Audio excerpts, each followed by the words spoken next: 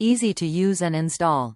This 6 inches HD15 to component RCA Breakout cable adapter features a male VGA, HD15, connector and female component video connectors, converting a VGA output port for connection to a display monitor that uses component video input. Constructed of only top-quality materials and expertly designed for reliable performance. Top reviews from the United States. Works perfectly as long as your device supports UV colorspace.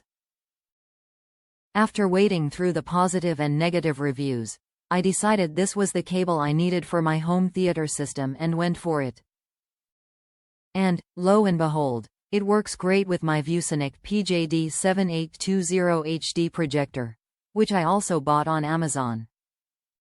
I used this to convert the Wii's component to VGA, as this projector doesn't support direct component in. The projector automatically switched to the appropriate color space and all was well.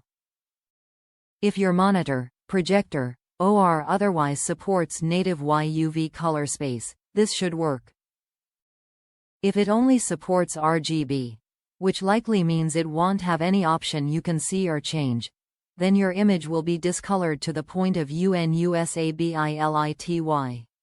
If you have no idea what I am talking about, do some research first. Look in your display's instruction manual, see what other people have said, or something first.